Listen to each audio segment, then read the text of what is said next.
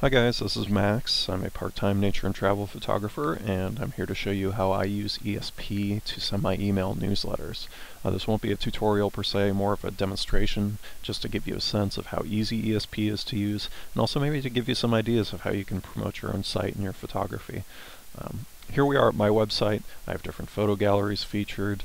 I also have an online storefront where I sell photo prints, calendars, books, and other gift items. So the newsletter is actually a great way to get people to visit the site, whether I've just published a new online collection or have a sale going on in the store. If you don't have a mailing list at the moment, this is a great way to start one. Right here on my site I have the sign up form. ESP actually creates the code for you for the form. You just paste it onto your site or your blog, and then people can start subscribing to your mailing list. So that's a great way to start from scratch if you don't currently have anybody to send email to. Let's actually create an email. So back here at ESP, the welcome page actually gives me the option of using the wizard, which will take me through the creation process step by step. So I'm going to use that. We'll start by naming the email demo.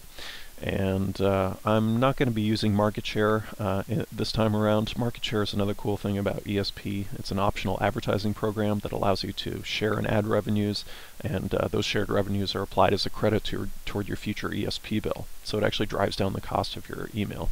It's kind of nice. Another option here, which you have if you're not familiar with HTML, or maybe you don't have a lot of time on your hands, is to select an existing template. These are different email templates that they have available, and this is actually a photo-related one. As you can see, you can change the colors here if you don't like the colors or the font style.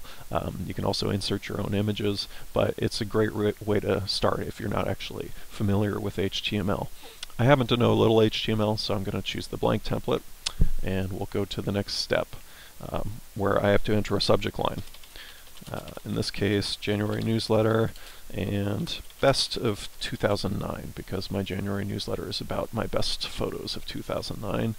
I'm going to go right here to the editor and paste in my HTML code for my newsletter.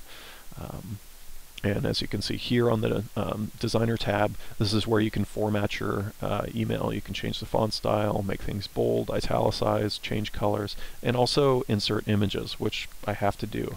I already have an image uploaded to the gallery that I want to use. As you can see, my best of 2009 banner, which is going to sit at the top of my email, and I just inserted it right in there. If I go to the preview tab, this shows me what the email is going to look like when it's sent out. My image is here at the top. I have a link to my best of 2009 photo gallery. And I also have a sale that's going on in conjunction with the new gallery, and here up to 42% off. So this of course attracts people to the store to buy prints. At the bottom I have one more link, and this is something I include in each of my newsletters, is a free desktop wallpaper download, and that's something that entices people to not only subscribe to my mailing list, but also to stay subscribed. It's a kind of a thank you gift for them.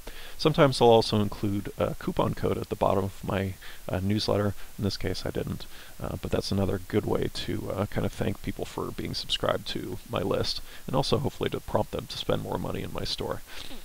Here I'm copying the text down from my HTML email into a plain text version of the email. Some email clients don't read HTML emails, so this is an option for you if you want to send out a plain text version. Pretty soon ESP is actually going to have a feature here which allows for a Facebook integration, so you'll be able to copy the text from your email straight down, just like this, and post it to your Facebook wall or your Facebook fan page if you have one of those. If you're worried at all about the spam content in your own email, which you really shouldn't be, but just in case, you can actually run a spam test right here, which will tell you what the probability or the amount of so-called spam content is in your email, in case you're worried that ISPs might block your email. I'm not too worried, so we're going to go ahead and go on to the next step, which is where I select my recipients. You can segregate your different recipients and your subscribers into different lists, which is a nice feature to have. As you can see, I have three main lists right here. I have my current customers, I have my friends and family, and I have my just plain newsletter subscribers, those who signed up via the newsletter form. And I could email them all at once if I wanted to, or just one at a time in case there's certain content or coupon codes that I only want to send to one group of recipients. In this case, since we're doing a demonstration, I'm just going to select my test list. So just one click, and you're ready to send to all those people. And now we're on the final step, which is the schedule page. I'm confirming here that I am not sending spam. These people know they're receiving my email. And then the final step down here allows me to select a date and time in the future when I want to send my email, or I could just send it now. So I'm going to go ahead and click the Send Your Email Now button, and it's done. Just like that, my email's been sent out, and it's really just that easy.